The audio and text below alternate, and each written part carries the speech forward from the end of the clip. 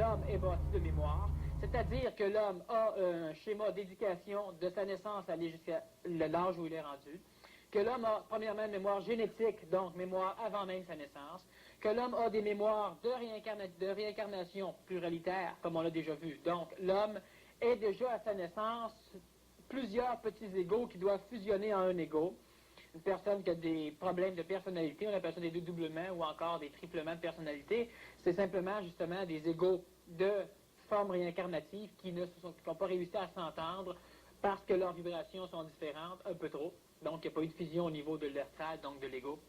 Alors, ce qui fait que l'ego, c'est l'individu qui souffre, c'est l'individu qui est heureux, c'est donc automatiquement l'individu qui veut être heureux et qui veut ne pas souffrir, donc c'est l'individu qui désire. Parce que quel que soit le désir qu'on a, c'est toujours un désir par rapport à fuir une douleur, une souffrance, et acquérir un bonheur ou un plaisir. Je désire une auto parce que ça me fait plaisir. Je désire vendre mon auto parce que je suis tanné de mon auto. Donc, je souffre d'une façon, disons, minuscule, mais je commence à souffrir parce que si ça fait 5 ans que je veux vendre mon char, il n'est toujours pas vendu, lentement, à un moment donné, on finit par mettre le feu dedans. Une souffrance. Alors, l'ego, c'est présentement, chez l'homme, disons, 99,9% de l'homme et de la femme. Bref, l'ego, ben c'est ça. C'est nous autres, l'ego. Et cet ego-là a un rôle. Si tu es capable, intellectuellement parlant, d'envisager la vie, donc si tu es capable, avec le corps mental, d'envisager la vie, de te servir de tes mémoires d'une façon mathématique et logique, ce n'est pas l'ego qui fonctionne. Mais toutes les fois que cet visionnement mathématique et logique-là est teinté par une émotivité, par un désir, par une peur, par un empressement, une impatience, par n'importe quel genre de phénomène, justement, qui se rapporte à l'ego, alors on dit dans ce temps-là que l'ego, donc que l'astral vient teinter le mental, la parcelle intelligente d'une façon intellectuelle de l'homme. Alors ce qui fait que l'ego n'a qu'un rôle à jouer. Dans l'évolution de l'homme, sur la planète Terre, l'ego, à l'origine, n'existait pas. Maintenant, pour permettre à l'homme d'arriver à ce qu'il va arriver, c'est-à-dire pour permettre à l'homme d'entrer en contact avec des énergies extraplanétaires, des énergies supramentales, ou encore l'Esprit Saint, hein, on a un paquet de synonymes, pour permettre à l'homme, c'est-à-dire pour permettre à des formes d'énergie qui s'exprimaient dans un véhicule matériel, dans un véhicule vital, dans un véhicule astral, donc légèrement émotif, pour permettre à ces formes d'énergie-là d'atteindre une énergie supérieure, il fallait absolument passer par la phase de création de l'ego. Et présentement, l'homme devra passer, maintenant que l'homme a un ego, l'homme va devoir passer par une phase de, disons, destruction de l'ego. Alors, ce qui fait que tu n'avais pas d'ego et tu ne valais rien. Tu as un ego, tu vaux toujours, disons, rien, et quand tu n'auras plus d'ego, tu vaudras réellement quelque chose à l'échelle, disons, de notre planète. Alors, ce qui fait que le rôle de l'ego, pourquoi l'homme souffre? Parce que l'homme a un ego. Pourquoi l'homme a un ego? Pas pour souffrir. Pourquoi l'homme désire? Parce que l'homme a un ego. Pourquoi l'homme a un ego? Pas pour désirer. Mais par contre, l'ego de l'homme a comme rôle, justement, c'est lui-même, se donne le rôle de sauver l'humanité, se donne le rôle de vivre heureux, se donne le rôle de ne pas vivre malheureux, se donne le rôle d'avoir une famille, se donne le rôle de réussir sa vie, se donne le rôle de tellement de choses, mais l'ego n'est pas là pour pouvoir justement travailler par rapport à des rôles comme ça ou assouvir une finition de rôle dans ce genre-là. L'ego, le premier ego qui est apparu sur la planète Terre, ça a été la densification des mémoires. L'ego, c'est l'homme, et l'homme n'est que mémoire. Parce que si vous éliminez la mémoire chez l'homme, psychologiquement, l'homme n'est plus rien. Éliminons la mémoire totalement chez l'homme, et même le corps ne peut plus garder sa forme et il pourrit. Et la mémoire qui garde le corps en forme, c'est l'énergie vitale, donc la vie. Alors si tu élimines la mémoire chez l'homme, il ne reste plus rien. La première densification de cette mémoire-là a été une matière qui est la planète Terre. Deuxième densification, quand on parle de matière, on parle évidemment d'énergie vitale. Deuxième densification, ça a été les mémoires des événements enregistrés dans la matière. Alors, ce qui fait que ces mémoires-là, des événements enregistrés dans la matière, et comme je le dis souvent, disons qu'une preuve que la matière enregistre, c'est les cassettes, c'est les photos, etc. Alors, ce qui fait que cette matière-là, qui était une densification de mémoire, donc qui était un ego, parce que chez l'homme, l'ego astral, donc l'ego psychologique, c'est tellement identifié à lui, c'est-à-dire que l'homme croit n'être qu'un schéma d'émotion.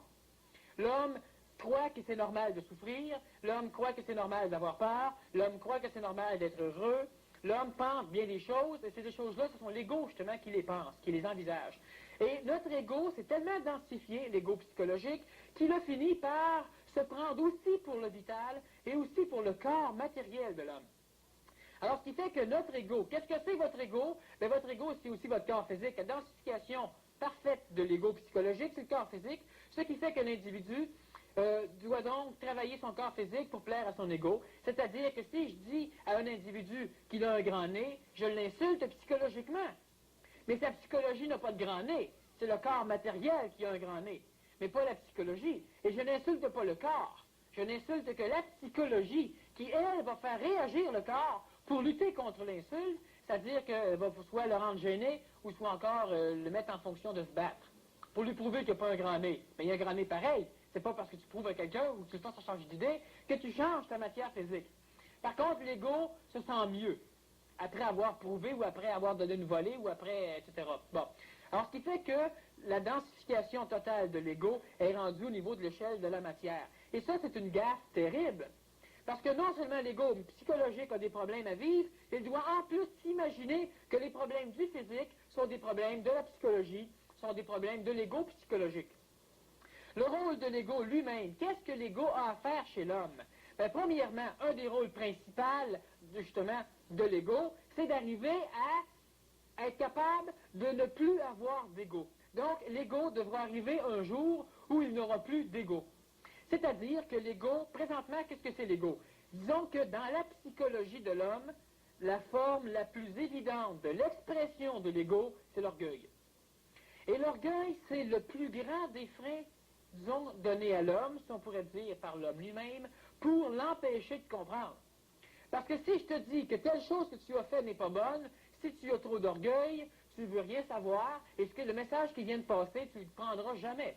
Donc, tu ne peux pas évoluer, tu ne peux pas t'améliorer, et tu ne peux pas comprendre. Tu vas chez un psychologue, j'ai des problèmes. Le psychologue te dit, bon, les problèmes, tu les as, mais c'est parce que tu les veux. Change de psychologue. Bon, tu es trop orgueilleux. Alors, ce qui fait que tu ne peux pas arriver à soulager ou à régler quoi que ce soit tant que ton ego est dans un schéma d'expression, comme l'orgueil, tellement puissant que tout l'extérieur, qui ne fit pas avec la psychologie de l'ego, c'est-à-dire qui ne va pas avec les concepts de l'ego, moi je suis beau. Alors si on me dit que je suis beau, ben cette personne qui me dit que je suis beau, ben c'est une personne qui est correcte. Je l'aime bien. C'est une bonne personne, c'est un bon gars ou c'est une bonne femme.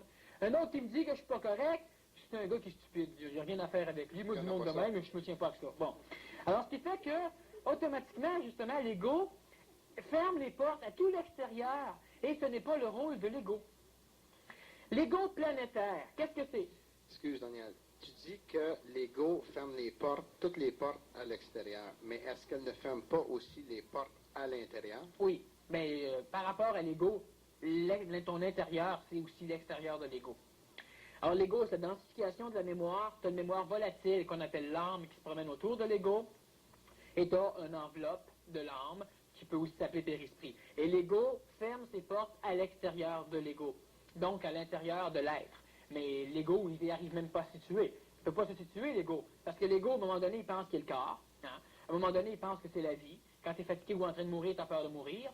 À un moment donné, il pense que c'est telle conception psychologique. Tout d'un coup, l'ego devient un sage. Il est sage jusqu'à temps que tu lui dises qu'il n'est pas sage. Puis il se met en colère et il te bûche dedans. Bon, alors il n'est plus sage, là. Alors ton ego, le rôle de l'ego, ce n'est pas, justement, d'empêcher l'homme. D'empêcher, mais c'est quoi l'homme? Mais l'homme, c'est une expression de l'énergie au niveau de la matière. Une expression de l'énergie au niveau de la vie qui va animer cette matière-là. Une expression de l'énergie au niveau des mémoires. Donc, au niveau de l'ego. Mais ces mémoires-là, cette expression-là, s'est identifiée à elle, et c'était correct, mais elle s'est tellement identifiée qu'elle croit être le centre de tout son schéma d'univers. C'est-à-dire que l'homme qui a conscience d'être vivant n'a conscience que de son ego. Et l'ego pense à être tout. Alors, ce qui fait qu'automatiquement, ben, l'ego va pouvoir détruire le corps. Hein? Si ça paraît bien de fumer ou de te droguer, ben, tu te fumes et tu drogues. Tu fumes et tu drogues. Le corps est détruit, mais l'ego s'en fout. Parce que ça n'atteint pas l'ego. Donc, l'ego se croit le corps, l'ego se croit l'expression qu'il donne par rapport aux autres, et pour l'ego, qui s'identifie à lui, c'est extrêmement important, parce que l'ego, c'est ce qu'il y a de plus peureux dans l'homme, parce que la peur naît dans l'ego. Et la première forme, qu'est-ce que c'est que la peur dans l'ego? C'est quand l'ego doute. Quand l'ego n'est pas sûr que l'identification qu'il a de lui-même est exacte. Quand l'ego n'est pas sûr que les bases sur lesquelles il se pose pour pouvoir s'identifier à lui, ça c'est inexact. Quand l'ego n'est pas sûr de ça, l'ego a peur. Alors, ce qui fait que si tu arrives avec ta cigarette, puis tu fais ton grand offre, puis que moi je te pile ses pieds, puis que je pars à rire, ou que je t'insulte de n'importe quelle manière, les bases qui te permettaient d'être sûr que tu étais un tough sont ébranlées, et tu n'aimes pas ça. Et automatiquement, tu dois prouver, pas à l'autre, tu le prouves à l'autre, mais c'est à toi que tu le prouves, que tu es un tough. Alors, si tu es un batailleur de rue, tu te bats tout le temps. Si tu es un homme d'affaires, tu dois avoir une valise, tu dois en tout cas faire homme d'affaires. Si quelqu'un a l'impression que tu n'es pas un homme d'affaires, ça te touche. Pourquoi? Parce que tu es ton ego rentre dans une phase de doute. Et dans cette phase de doute-là, automatiquement, l'ego se sent désagrégé.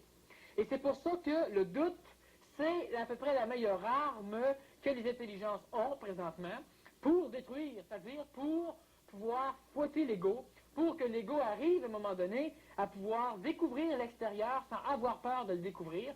C'est-à-dire que l'ego ne s'identifiera plus à lui. L'ego, je suis le corps. L'ego, je suis la vie. L'ego, je suis l'émotivité. L'ego, je suis la réflexion. L'ego, je suis même Dieu. Parce que l'homme est Dieu. Mais l'homme, c'est quoi Dieu dans l'homme? Cherchez-le. Même la personne qui est en train de mourir d'une maladie, d'un cancer du poumon, croit encore qu'il est Dieu. Alors l'ego se prend réellement pour tout, et ce qui fait que l'ego se prenant pour tout, l'ego essaie donc de diriger le tout à la façon de l'ego. Et ce n'est toujours pas le rôle de l'ego. Mais tout ça, ça se fait inconsciemment, jusqu'au temps que la conscientisation arrive. Le seul moment que ça devient conscient pour un individu normal, c'est quand il se sent frappé, quand son orgueil en mange un coup. Et là, l'individu se rend compte qu'il ne dirige pas comme il faut. L'homme d'affaires qui fait faillite, son orgueil en mange une claque. Bon, la personne qui est le meilleur chauffeur du monde, qui coupe tout le monde, qui roule vite, mais elle chauffe bien, les autres chauffent mal, mais quand elle a un accident ou qu'elle a une grosse contravention, son orgueil en mange une claque. Mais là automatiquement, l'ego se rend compte qu'il n'est pas ce qu'il croit être. Il n'aime pas le monde. Mais ça lui fait mal. Alors il va astiner le policier, ou encore, ça va être quand même la faute de l'autre. L'autre, il avait un qui a arrêté sa verte pour lui laisser passer sa rouge, qui n'aura pas eu d'accident. Bon, tu sais. Alors, tu as toujours des raisons, et ça, c'est l'apanage de l'ego, d'essayer continuellement de se prouver qu'il a raison, donc de solidifier les bases illusoires sur lesquelles il se place pour ne pas avoir peur. Parce que l'ego, c'est ce qui est le plus pissou. Même le gars qui se croit le plus courageux du monde, les a déjà tenus dans la rue, puis il est plus courageux pantoute. Okay? L'ego en mange une claque, et plus rien, il n'y a plus rien qui tient dans l'individu, il n'y a plus rien pantoute. Mais ce n'est pas le rôle de l'ego. Mais n'empêche que l'ego essaie de se donner des rôles comme ça, et ces rôles-là vont amener l'ego à être malade. C'est-à-dire que quand l'ego n'a plus de base sur lequel s'accrocher, et que l'ego refuse de voir en le corps physique une base, en la vie une base, la vie c'est quoi? C'est une école. Donc, l'ego se refuse de voir dans la vie une école, donc une possibilité d'apprendre la réalité, et non pas juste de vivre l'illusion. Quand l'ego refuse de voir la parcelle mentale de l'homme, qui est autre que la psychologie, la parcelle intellectuelle, quand l'ego refuse de voir ça, mais quand l'ego arrive de désillusion en désillusion, il finit par virer malade, c'est-à-dire que l'ego refuse toujours ça, et l'ego se croit malade. Donc l'ego a peur de l'extérieur, il devient paranoïa. L'ego va essayer de se créer un nouveau monde qu'il va au moins pouvoir contrôler, il devient psychosé, il devient névrosé. L'ego va essayer de faire différentes choses pour essayer de toujours d'oublier, de fermer les portes à ce qui vient lui enseigner que sa base n'est qu'une illusion, n'est qu'une farce. Et là, l'ego devient fou. On a des problèmes psychiatriques, des tripes religieux, des tripes sectaires, des tripes ésotériques, des tripes d'extraterrestres, de Jésus-Christ, de n'importe quoi. L'ego essaie à un moment donné de jouer un autre rôle parce que la société lui prouve que son rôle est faux. Donc, il essaie de se créer un rôle et dans ce rôle-là, il va fermer toutes les entrées possibles à l'extérieur. Tu veux l'aider? Non, tu es malade, il a peur de toi, il est paranoïaque. Donc, automatiquement, l'ego s'arrange pour être sûr que l'extérieur ne viendra plus jamais troubler son illusoire sécurité, mais qui va quand même être détruite à un moment donné, puis ça va faire encore plus mal. Alors, ce qu'il faut toujours voir, c'est que notre ego, il y a un rôle important à jouer, parce que l'ego a comme rôle. C'est-à-dire que l'ego, qu'est-ce qu'elle a à faire? L'homme, dans son schéma vibratoire, a une matière physique, c'est-à-dire une des expressions de l'énergie, on pourrait dire divine, mais disons, c'est une expression. Tu n'es pas Dieu parce que tu as une expression de Dieu. Le nez n'est pas l'homme, la feuille n'est pas l'arbre. Bon, et si la feuille veut gérer l'arbre au complet, mais c'est pas long que la feuille va mourir, parce que la feuille va vouloir que l'arbre soit plein de chlorophylle, il n'y ait plus d'écorce, bref, bon. C'est ce que l'ego veut faire à l'homme, et l'homme, ben le corps physique est malade. Parce que l'homme, c'est pas l'ego, c'est tous les schémas, tous les corps mis ensemble. Ce serait-tu, Daniel, que en potentiel, l'être est Dieu, en potentiel, mais que l'ego touche une petite partie de ça et qu'il se croit l'être, avoir atteint. Exactement. C'est sûr qu'en potentiel, l'homme est tout. Mais potentiel ne veut pas dire que tu peux t'asseoir là-dessus et te dire qu'il n'y a plus de problème. Ça, c'est l'ego qui s'assoit là-dessus. De toute façon, moi, en potentiel, je suis en parfaite santé. Oui, je sais bien, mais là, tu pues ta gangrène ses deux bras. C'est beau le potentialiste, mais en potentiel, t'es mort aussi. Puis je pense que ce potentiel-là, il est plus véridique que l'autre potentiel. Hein? Alors, ce qui fait que le potentiel de l'ego, a-t-il le physique, a ce qu'il faut pour pouvoir se gérer lui-même. La vie aussi. La preuve de ça, les plantes poussent, les oiseaux vivent, puis l'homme a vie aussi. Quelle est la forme d'énergie qui a détruit la vie, en ce sens qui a exterminé, détruite l'une des expressions de la vie? Ben, il y a eu la vie elle-même, donc la planète Terre qui a géré ses affaires elle-même pour permettre aux races d'évoluer. Quand les dinosaures ont été tués par différentes raisons, prenons par exemple l'exemple de l'iguanodon, qui était un dinosaure, mais quand l'iguanodon est disparu, ben, il y a eu des descendants qui ont été permis par la vie pour donner l'iguane aujourd'hui qui vit au Galapagos. Bon, c'est un exemple. Il y a plusieurs autres exemples. Mais quand la vie s'est chargée d'éliminer des concepts, des expressions de la vie inadéquates, elle a permis la transformation. Mais quand l'ego de l'homme s'est cru la vie, quand il a exterminé des races d'animaux complètes sur la Terre, hein, ben, lui, il n'a pas permis l'évolution de la race en une autre forme. Quand l'intelligence mentale de l'homme est devenue suffisante pour pouvoir empêcher l'ego de finaliser des destructions, comme par exemple dans les bisons qu'on avait ici, ben, l'homme qui détruisait les bisons n'a pas permis aux bisons de se transformer pour finir par avoir une peau qui résisterait aux balles de fusil. Donc, pour survivre au changement de la vie qui avait été obligé par l'ego de l'homme, quand la planète Terre bouge, donc quand une époque glaciaire commence, quand la vie change de quoi, elle permet toujours à la race, elle permet au plus fort de pouvoir survivre. Et ça, c'est une manière normale de permettre une évolution dans la race pour obliger la race à évoluer en force, donc en suprématie. Parce que l'homme a eu des maudits problèmes, c'est pour ça que l'homme est rendu qu'une technologie comme la nôtre. Mais là, cette technologie-là, qui maintenant n'est gérée que par l'ego, l'homme risque d'avoir d'autres maudits problèmes.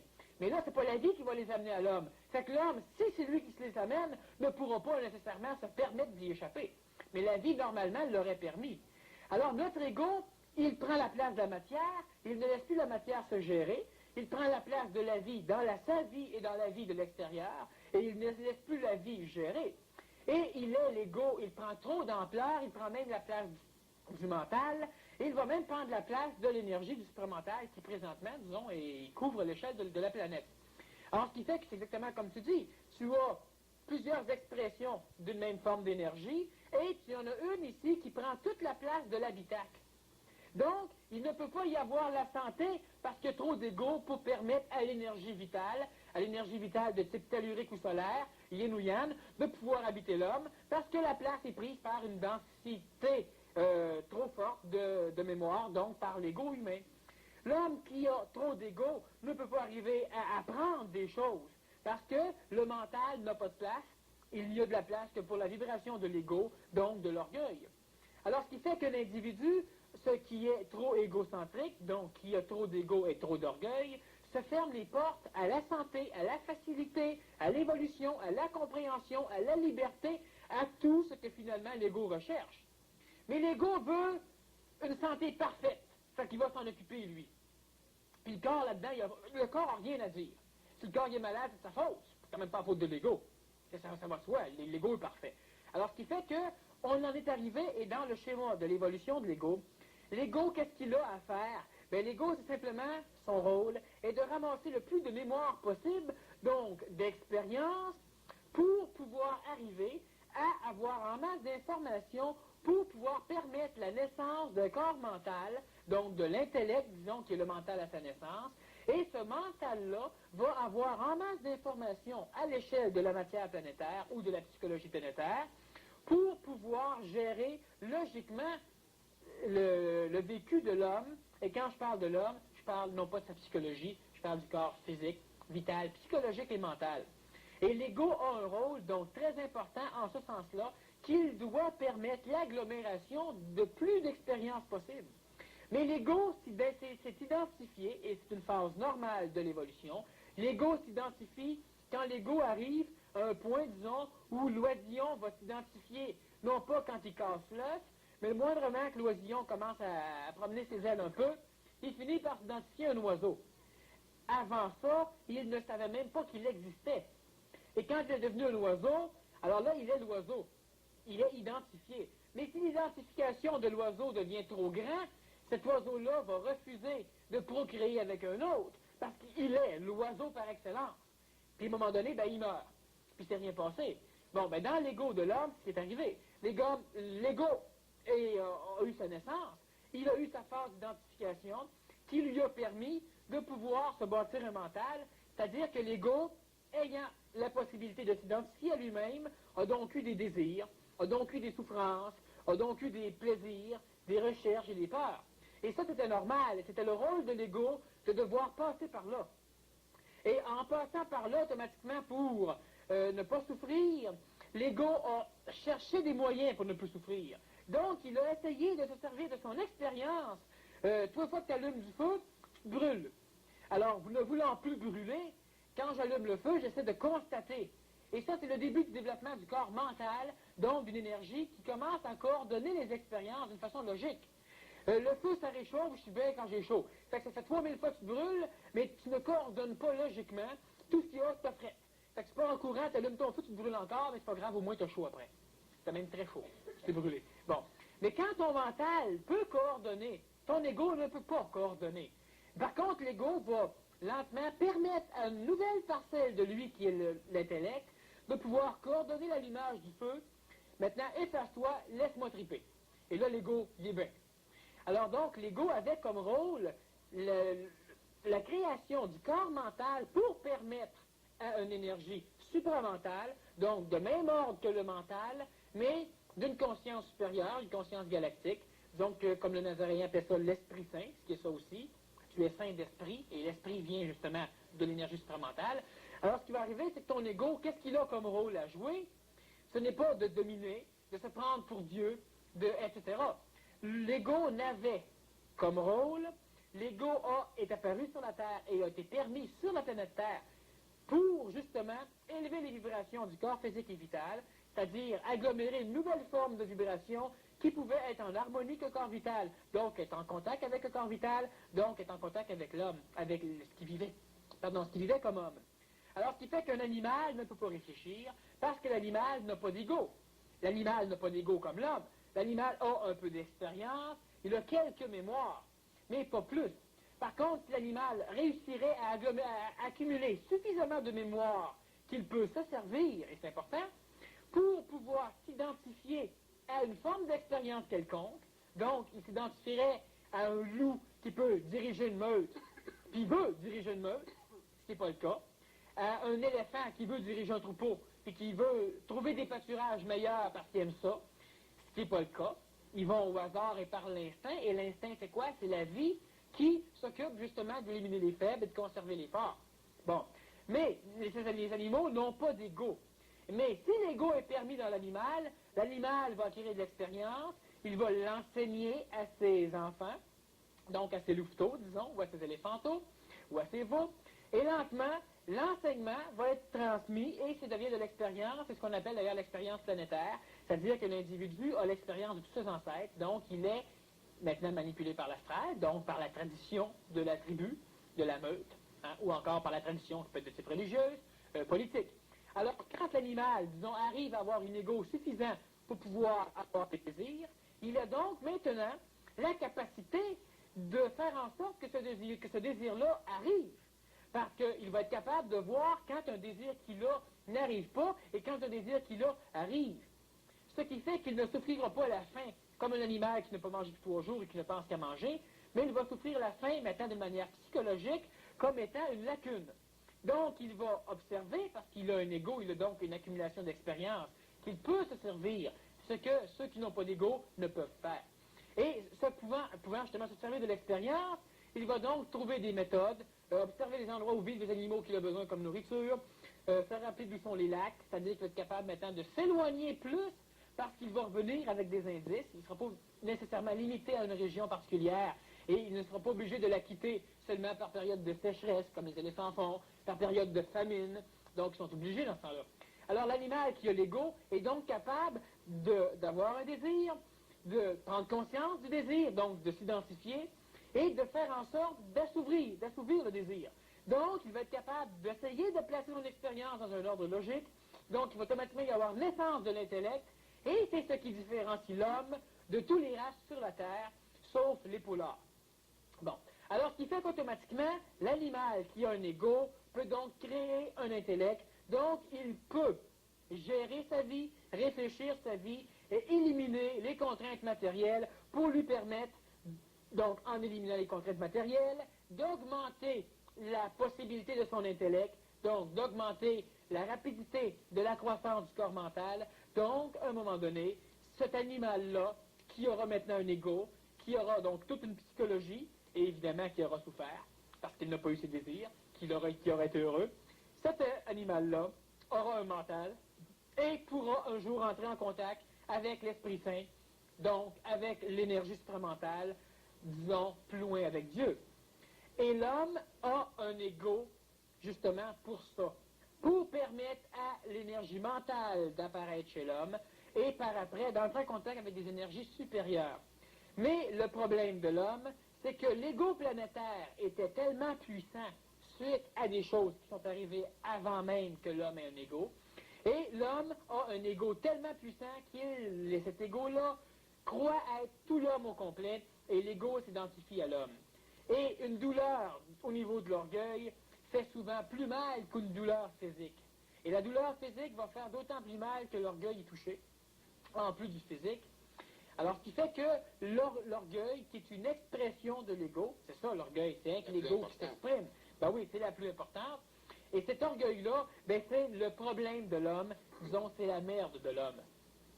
Ben, il y a d'autres, mais c'est une.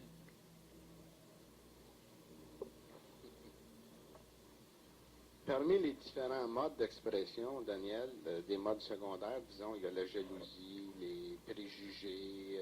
C'est tout l'orgueil. Ça vient tout, ça découle tout de l'orgueil. Donc, c'est l'orgueil. Ce qui divise l'orgueil en plusieurs choses, ça, c'est l'ego qui a divisé l'orgueil en plusieurs choses.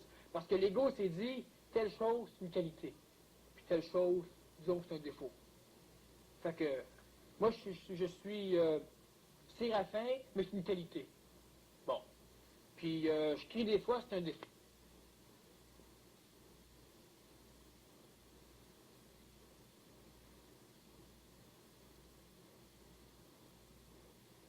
De moi.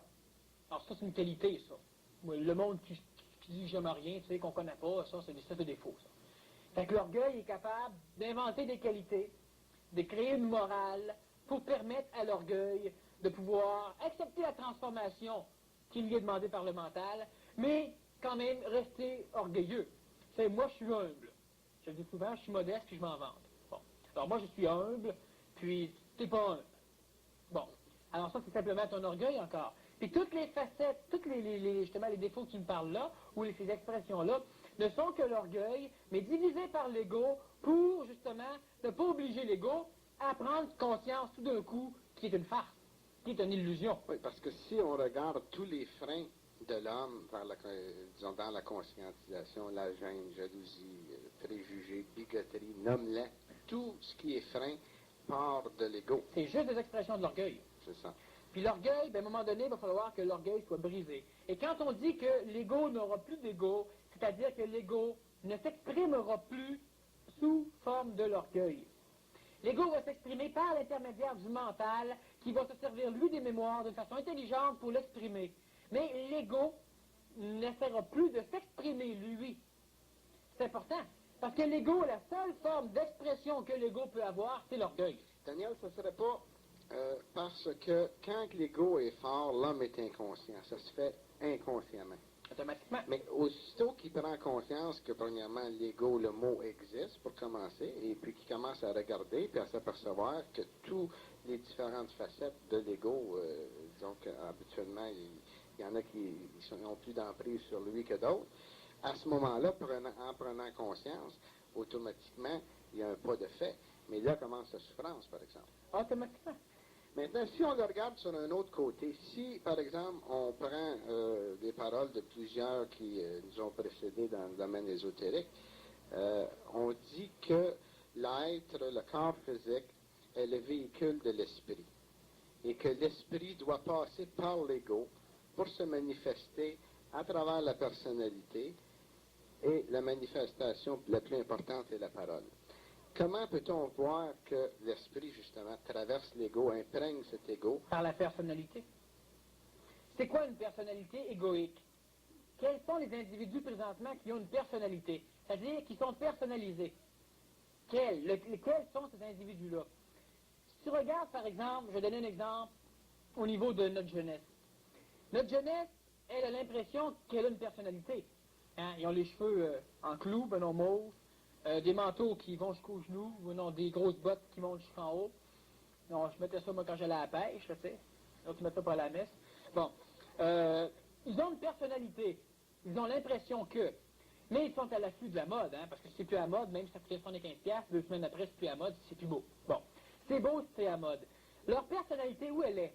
Bien, justement, ces individus-là, présentement, ne sont pas personnalisés. C'est-à-dire que leur personnalité est une personnalité de masse.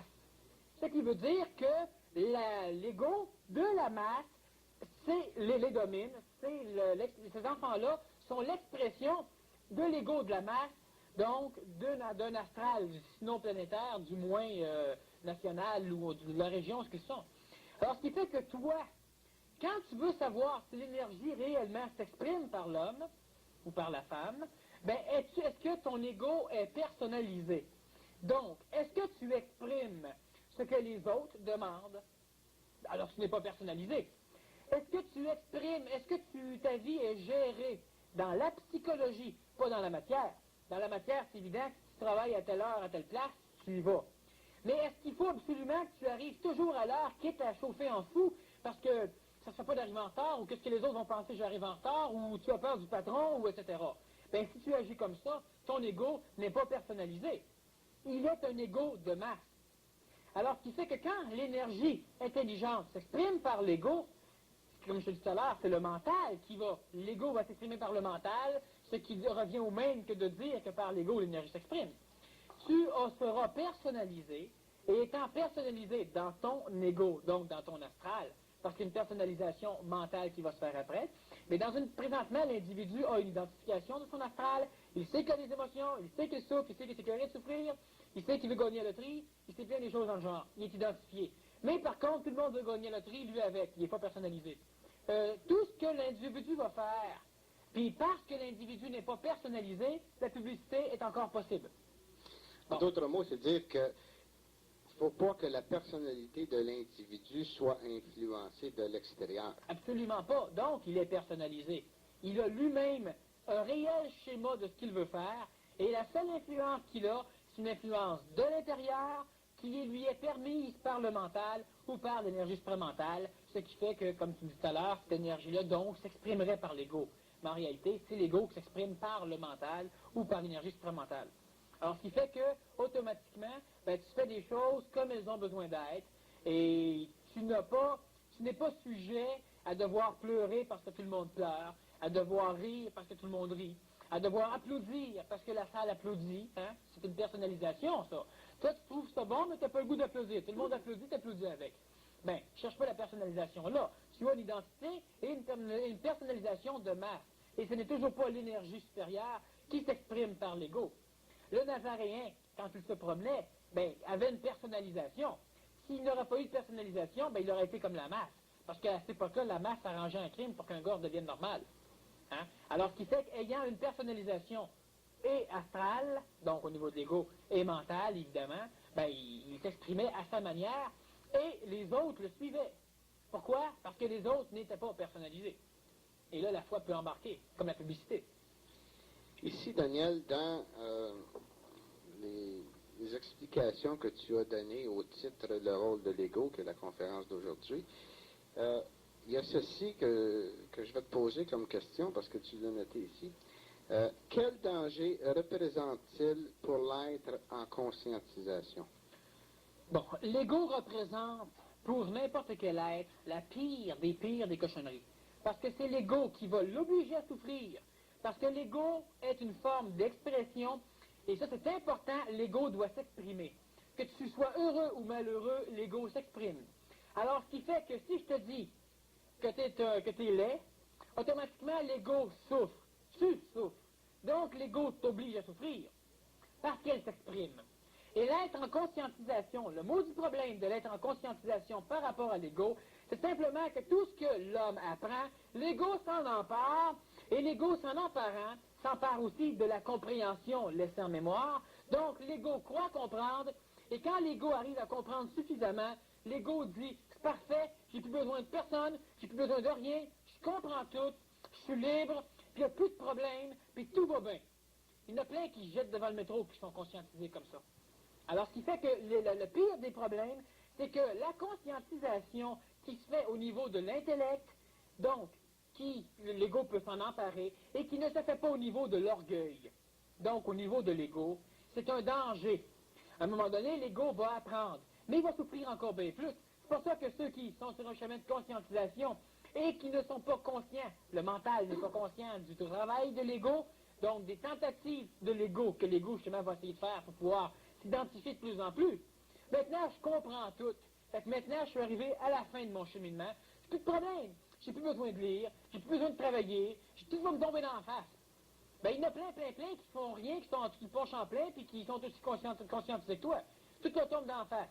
En dessous du pont Jacques-Cartier, c'est plus vrai, parce qu'il y a des morceaux de béton qui tombent en plus. Ça tombe dans la face, hein? Mais l'ego, le problème qu'il a, justement, l'individu qui se conscientise, c'est que l'ego s'identifie toujours à lui, se croit le mental, et l'ego croit que c'est lui qui est en contact avec l'énergie supramentale. L'ego ne peut entrer en contact qu'avec une mémoire dans l'astral spirituel de l'énergie supramentale. Oui, et c'est très facile d'entrer de se faire prendre à ce jeu-là, je pense, parce que surtout lorsqu'on suit des conférences, par exemple, ou qu'on va faire des lectures intenses, parce qu'on augmente notre taux vibratoire qui nous permet une certaine compréhension de ce qui se passe. Et puis, lorsqu'on décide ces choses-là, 2-3 jours après, on n'a plus le même taux vibratoire, et puis là, on prend toute une débarque. Parce que l'orgueil, c'est quoi? Qu'est-ce qui va limiter un individu dans son apprentissage? L'orgueil. Tu vas, par exemple, voir un psychologue. Tu vas voir ton patron. Ton patron fait juste te dire que tu pues un matin. Tu pues tout le temps. À un moment donné, peut-être que ce serait bon que tu te laves un peu. Ben, c'est intelligent pour ton corps physique, premièrement. Pour ton corps vital, deuxièmement. Puis ton orgueil, qu'est-ce qu'il va faire? Tu lâches la job 2 jours après parce que tu t'as demandé de te couper les cheveux. Puis il y en a bien qui font ça. C'est quoi l'orgueil? Où est-ce qu'elle peut bloquer l'orgueil chez un être humain? Qui c'est ici qui n'a pas d'orgueil? C'est qui ici qu'on peut pointer, puis lui dire qu'il n'a pas d'orgueil, ou qu'il y en a de l'orgueil qui ne réagira pas? C'est un qui peut se lever pour montrer qu'il n'y a pas d'orgueil. Mais regardez juste ce qui peut se passer en vous pour l'instant, immédiatement. Vous allez voir des traces d'orgueil. Puis cet orgueil-là, si je fais juste me laisser aller un petit peu, puis que je parle à certaines personnes en pleine face, il y a des chances pour qu'ils ne reviennent même plus ici. Mais l'orgueil, c'est ça qui fait l'orgueil. Il s'arrange simplement pour laisser l'astral s'exprimer, puis quand l'astral s'exprime d'une bonne manière, le mental ne travaille plus, il n'y a plus le temps, puis automatiquement, ben, l'individu n'arrive pas à comprendre, puis ce n'est que l'ego qui continue à s'exprimer. Parce que t'en as de l'orgueil, toi. Toi aussi, t'en as de l'orgueil. Puis il y en a plein ici qui n'ont de l'orgueil. Puis j'en vois souvent, c'est facile à voir quand tu vois un peu l'aura du monde, ceux qui ont de l'orgueil. C'est pas un péché d'avoir de l'orgueil. C'est une chose normale d'avoir de l'orgueil.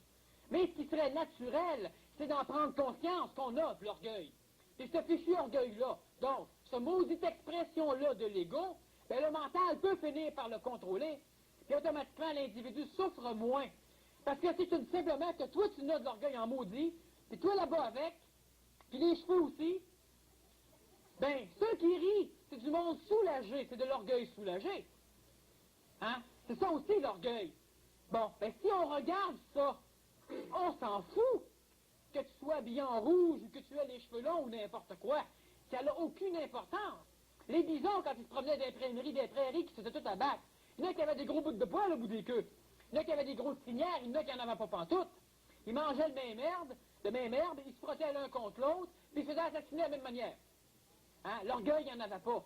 Ça permettait à ces troupeaux-là de ne pas s'entretuer. Hein? C'est bien important. Parce que regardez, même les pires animaux dans la même race, c'est très rare qu'ils vont s'entretuer en se battant. Alors, regardez pas chez l'homme, parce que pour même rien, on s'entretue. Alors, qui c'est qui n'a pas d'orgueil? Bien, l'orgueil, c'est le pire des freins. Puis pour rien que c'est ceux qui se conscientisent. Chez ceux qui se conscientisent, c'est dangereux. Chez ceux qui se conscientisent pas, c'est leur problème. C'est pour ça qu'ils n'arrivent pas à rien comprendre. C'est quoi mon gros problème? T'es orgueilleux. Hein? Elle s'en va. Tu peux rien savoir de la personne. Elle dit, afin de te prouver que tu as raison, ça va dire à tout le monde que tu es un fou. Mais tu as raison en crime. On a fait passer des questionnaires à des individus pour un certain cours. Ben, les individus qui avaient trop d'orgueil ont été relégués dans un cours assez bas. Ils ont tous cancellé leur inscription au cours. Parce que c'était même trop bas pour eux autres. Ben, c'est ça. Ils ont juste prouvé que notre questionnaire était fameux. Ils ont trop d'orgueil, puis ils l'ont prouvé. On avait raison. L'orgueil, c'est la pire des inventions, disons, de l'ego, hein, c'est son expression. Puis c'est une affaire, ça, il faut bien en prendre conscience. Quand on se sent touché, puis parce qu'on se sent touché, on réagit, ben on est sans dessein, on est humain, on est stupide. Parce que si c'est un phénomène de l'orgueil qui nous oblige à ne plus aller dans tel cinéma, à ne plus prendre tel auto, à plus voyager avec un tel, à plus téléphoner beau bel moment ou beau papa ou ben non un tel ou un tel, à ne plus aller quelque part, parce que notre habillement ne plaît pas, patati patata. Mais pensez-y en crime, vous êtes manipulé de A à Z par vous-même. Parce que la sphère planétaire manipule l'homme. Parce que dans l'homme, il y a tout ce qu'il faut pour être manipulé. Et l'orgueil, c'est la pire des manipulations. Parce que si je te dis que tu es laid comme j'ai jamais vu, j'ai une photo de cochon dans ma grange qui te ressemble, ben tu ne reviendras plus jamais ici. Mais c'est moi, l'extérieur, qui détermine comment tu vas te sentir, puis qui détermine ce que tu vas faire. Parce que tu ne reviens plus ici parce que moi, je t'ai parlé. C'est qui le boss? Pas toi. Oh, il ne viendra pas de même, moi, j'y vais plus. Ben, il te niaise en maudit parce que tu ne reviens plus, parce que lui t'a parlé. Et c'est ton orgueil qui te laisse accrocher. Et ce maudit orgueil-là, fait que ta job, tu ne l'aimes plus. Fait que des patients où il y a des individus que tu ne veux plus voir. Fait que tu as peur de rencontrer d'autres individus. Ben, cet orgueil-là, c'est pas grave. Tu ne te suicides pas parce que c'est de l'orgueil. C'est une autre expression de l'orgueil. Non, mais si tu en es conscient, ben, cet orgueil-là, tu peux commencer à le travailler, tu peux commencer à le changer, puis lentement, ben, tu vas moins souffrir. Puis vachement moins souffrir. Parce que la pire des souffrances chez l'homme, c'est les petites aiguilles qui rentrent. Quand je te dis que t'es pas beau, quand je te dis que tu pues, quand je te dis bien des choses, des petites aiguilles qui rentrent, qui te font mal, c'est que tu te sens mal. Pourquoi que quand il se passe, tu fais rien de conduire sur la route, puis quelqu'un te coupe, puis tu te sens mal, tu grimpes un peu, tu te demandes si tu cours après ou non. Ben, c'est l'orgueil encore qui essaie de s'exprimer. Mais regardez juste ce qui passe dans le body, dans le corps de l'homme pendant ce temps-là. C'est qui manipule quoi? Pas l'homme. L'homme, il n'est même pas là. Vous n'avez même pas besoin d'être là si vous avez un orgueil. Vous n'avez même pas besoin d'être intelligent. On peut tous s'occuper de vous manier comme qu'on veut si vous avez de l'orgueil en masse pour ça. Les partis politiques manipulent souvent par l'orgueil. Tu as toujours été nationaliste, torieux.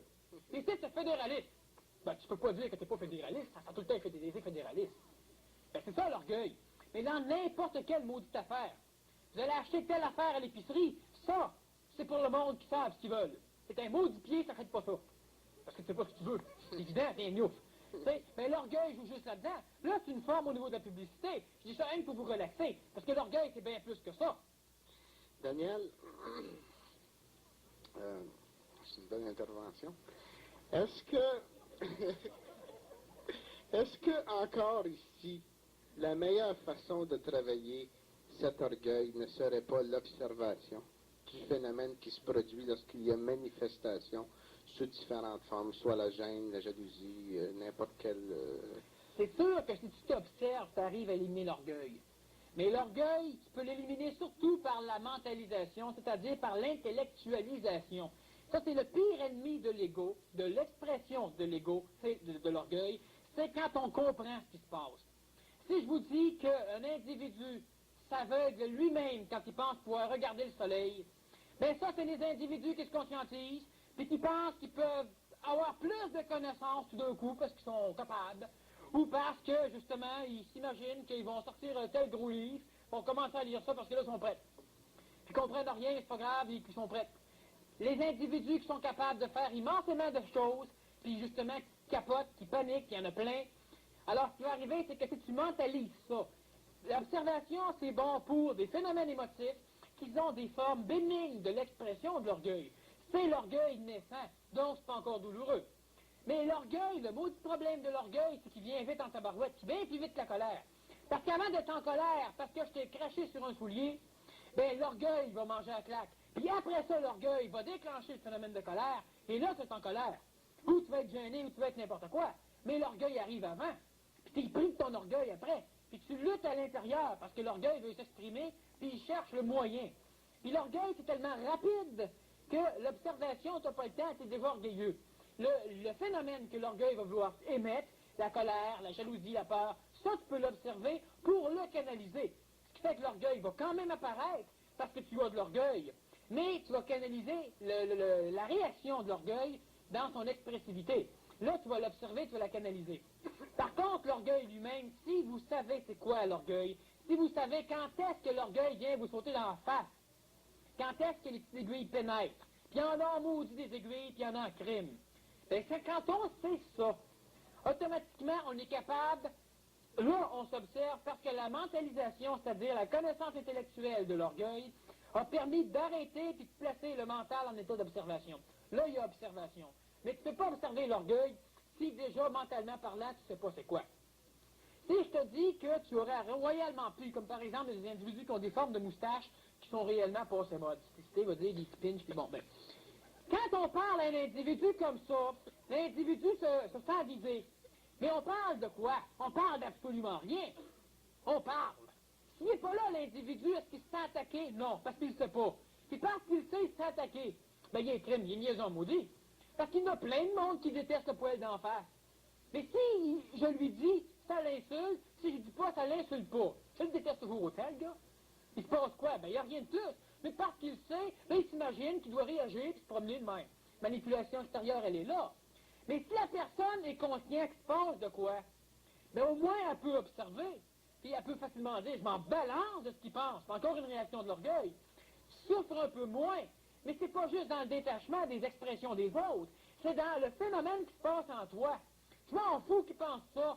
C'est toi qui décides ça ou tu réagis encore à ce que je viens de te dire? Ben, c'est moi qui l'ai décidé. Non. Parce que si je t'aurais pas dit ça, tu t'en foutrais pas. Parce que si je sors dehors, ben non, si je te crache dessus, ou si je prends la fleur que tu as ta boutonnière, même ma boutonnière, tu réagiras peut-être pas pareil. Fait que ton orgueil est toujours là. Même si tu essaies de faire en sorte que tu n'es pas orgueilleux. Parce que va dire à quelqu'un qui est orgueilleux, l'orgueil en prend une claque, parce que là, il essaie de se défendre qu'il n'est pas orgueilleux. Hein? Alors l'orgueil, c'est un maudit problème, puis il faut s'en rendre compte, il faut le mentaliser pour s'en rendre compte. Puis il y a des individus, on ne peut pas leur parler. Ils viennent te voir, puis ils ont des problèmes. Si tu leur dis en pleine face, parce que pour régler un problème d'un individu, qu'il soit psychologique ou dans le domaine de la matière, une maladie, le maudit problème de ça, c'est qu'il faut que tu commences à briser son orgueil. Ça veut dire que, faut que tu m'écoutes. Tu veux un conseil, va te le donner. Mais je ne serai pas diplomate, je ne passerai pas par 56 000 slots-là. Tu veux-tu solutionner le problème? Oui. Bon, ben, tu commences à y expliquer ça, puis une demi-heure après, il a sacré son camp, ou bien là, il ne revient plus jamais, parce que tu es malade, parce que tu comprends rien à son problème. C'est vrai que tu comprends rien à son problème. Il ne veut pas se guérir, il veut me broyer. Bon, tu comprends rien à son problème. Tu essaies de le guérir, oui. L'orgueil, c'est ce qui empêche de prendre n'importe quel consultant de régler les problèmes à quelqu'un. C'est ce qui empêche l'individu de voir lui-même ses problèmes. Parce que l'individu refuse de voir ses problèmes, parce qu'en voyant ses problèmes, il voit l'illusoire sécurité qu'il a lui-même de lui-même. Donc, il voit qu'il doit changer. Puis changer, c'est une déformation de mémoire. Donc, ça amène une souffrance. Ça amène un travail. Puis en changeant, t'es pas sûr que ça va aller mieux. Fait que t'es mieux rester dans un malheur sécurisant, dans un malheur connu, que de risquer un bonheur inconnu. Puis c'est ça qui est le problème de l'homme. Tout ça parce que l'orgueil s'exprime, puis l'orgueil refuse, l'orgueil c'est l'expression, parce que l'ego refuse de voir sa base chambranlée. Un petit peu peut le prendre. C'est un petit trip, ça. Mais quand tu veux royalement lui donner ses vérités en pleine face, tu ne le prends plus pas en tout, il capote. Il capote pourquoi? Parce qu'il ne sait pas quoi faire avec. J'ai plus de base. Il a tout détruit mes bases. Ouais, mais ton mental, Ah, moi, je suis l'ego, moi, je suis le mental. Il a tout détruit les bases, puis le mental. Puis ton physique. Oh non, moi, je suis l'ego, moi, je suis le physique. Il a tout détruit les bases, puis le physique. Tu te suicides. Tu capotes et tu paniques. Mais c'est ça qu'il y a. Si on vous détruit les bases spirituelles, les bases religieuses, les bases au niveau de votre orgueil, de votre ego, ben, il vous reste le mental pour comprendre. Fait que laissez l'ego arrêter de paniquer, puis le mental, vous pouvez éclaircir les choses. Il vous reste la vie, le vital. Il vous reste le physique, transporter le vital. Ça veut dire quoi, ça? Ça veut dire que vous ne comprenez plus rien. Pas grave. Dans 5 ans, décide, vous allez être établi. Vous allez comprendre. Alors, ce qui fait que l'ego, c'est pas tout l'être au complet. C'est pas parce qu'on détruit des bases psychologiques qu'il ne reste plus rien dans l'homme. Il reste tout dans l'homme. Il reste toute la possibilité de devenir quelque chose. Fait que si je te dis simplement que tu as des cheveux blonds, tu m'as dit franchement, le blond or, comme ceux qui ont les cheveux roux, puis on disait souvent qu'il y avait les cheveux roux parce qu'il y avait de l'eau dans la tête, puis les cheveux rouillaient. Bon. Tu sais, alors l'individu qui te fait dire ça, puis après, ça fait quoi? Tes cheveux, on s'en fout. C'est ce que toi, tu penses de tes cheveux qui est important. Puis ça te met la garde en maudit. Parce que les énergies que tu pourrais mettre pour comprendre des choses, ben, tu les mets dans la protection de tes cheveux. Tu les mets dans la protection de ton nez. Tu les mets dans la protection de tes orteils. Hein? On fait du yoga, on ôte nos bas. Mais il y en a qui gardent le bas parce qu'ils ont des ongles cloches. Ils ont des orteils, peut-être pas comme tout le monde. Ben, toi, Dieu, c'est quoi les orteils comme tout le monde? Hein? Et c'est plein de phénomènes dans le genre qui empêchent l'homme de comprendre, l'homme d'être bien et de s'exprimer. Parce que même l'orgueil va à l'encontre d'une émotion qui serait permis par le mental. Tu veux être bien, mets-toi donc à l'aise. Oui, mais je peux pas... Ben c'est ça, ton acide d'orgueil, il te saute encore d'en face, puis il empêche même ton mental de travailler. Ben il est là le problème de l'ego. Et c'est pas le rôle de l'ego de s'exprimer en orgueil. Le rôle de l'ego, je l'ai dit, il est minime. On n'en parle pas bien du rôle de l'ego, parce que l'ego s'en fout du rôle de l'ego. L'ego doit voir sa merde. Donc l'ego doit voir le jeu qu'il joue et où il se prend au sérieux pour jouer un rôle qui est absolument inutile, qui est néfaste, qui est même dégueulasse pour bien les individus. Le rôle de l'ego, c'est simplement de permettre la naissance d'un corps mental, donc de se servir de notre expérience, ce qui fait que vous êtes, vous autres. Hein? Il a son professeur et a de l'expérience. Pas pour faire snob, pas pour faire maîtresse d'école de 1925, qui envoie des élèves d'un coin tous les 5 minutes parce qu'il faut qu'il en aille d'un coin. Hein? L'ego, qu'est-ce qu'il doit faire? C'est se servir de cette expérience-là pour pouvoir l'analyser mentalement, donc permettre à une forme intellect, à une forme mentale de naître, pour pouvoir justement pousser tout le schéma de l'homme, physique, vital, astral et maintenant mental, vers l'énergie intelligente, l'énergie du supramental. Pas s'imaginer qu'il est supramental lui-même, il est supra-con. Daniel, si on regardait peut-être une autre facette ou un autre aspect de la question, on a noté que lorsque la lumière descend profondément dans l'âme, c'est-à-dire plus la lumière descend, plus il y a un nombre proportionné au degré de lumière à l'intérieur de l'âme.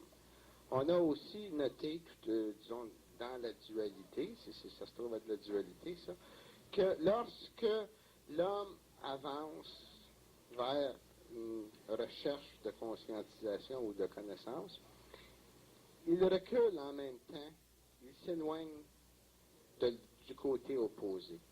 Puis lorsque ceci arrive, l'ego, il se sent déchiré. La même chose lorsque la lumière arrive, ainsi parce que les bases de l'ego sont ébranlées. Alors, à ce moment-là, parce que c'est très subtil, là, disons que ça rencontre peut-être, ou c'est peut-être parallèle avec tout ce que c'est que tu viens d'exprimer, mais c'est d'une façon tellement subtile que les gens qui n'ont pas beaucoup d'ego ou d'orgueil s'en rendent même pas compte des fois. Quel est le rôle justement de l'ego lorsque cela se produit?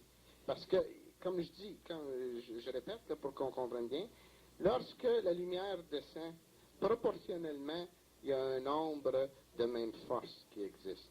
Alors, ça, c'est lorsque l'homme mais annule de plus en plus son orgueil, que cela se produit. Et puis... L'homme va arriver à un moment donné où il n'aura plus de mémoire. Il n'aura plus besoin de mémoire parce qu'il va être en contact avec un savoir instantané, et l'Esprit Saint ou encore l'énergie supramentale. Cette ombre-là que tu parles, c'est que quand une forme d'énergie intelligente, que tu appelles lumière, descend dans l'homme, automatiquement les forces négatives apparaissent aussi dans l'homme, l'ombre que tu parles. D'où elles viennent, ces forces négatives-là, c'est simple.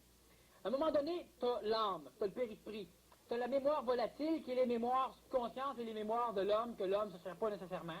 Et tu as la densification des mémoires par l'identification qui est l'ego. Bon, il y a plusieurs formes d'expression de tout ce schéma dans l'homme. Bon. Maintenant, ce qui arrive, c'est que quand une forme d'énergie intelligente, qu'est-ce qu'elle fait, cette énergie-là? Elle vient simplement permettre à l'ego de grossir. C'est-à-dire qu'elle vient personnaliser l'ego, donc elle vient taper un peu sur l'ego pour ébranler ses bases, pour que l'ego finisse par admettre qu'il n'a pas sa volonté à faire, mais celle du Père, le Père mental. Et le Père mental, donc quand tu es devenu personnalisé mentalement, tu découvres, comme le Nazaréen l'a dit, que tu ne fais pas ta volonté, mais celle du Père, l'énergie supramentale ou l'Esprit Saint. Puis à un moment donné, il faut aller plus loin. Ce qui arrive simplement, c'est que l'énergie descend dans toi. Elle vient donc perturber les bases de l'ego. Et l'ego, qu'est-ce qu'il fait? C'est quoi l'ombre qui apparaît là-dessus? C'est la mémoire volatile. Donc, tout le reste qui n'est pas encore égoïque et qui va être attiré par l'ego pour venir à la rescousse de la descente d'énergie. Donc, tu vides la mémoire volatile, donc tu détruis ta mémoire, pour en faire de l'ego. Donc, ton ego a tendance à vouloir grossir pendant que tu te conscientises. Et il va venir un temps où tu n'auras plus de mémoire volatile, donc ta mémoire va être non pas détruite, mais agglomérée après l'ego. Et là, tu vas être proche de la personnalisation de l'ego, et là, l'ego va pouvoir se soumettre à l'énergie mentale par la descente d'énergie supramentale.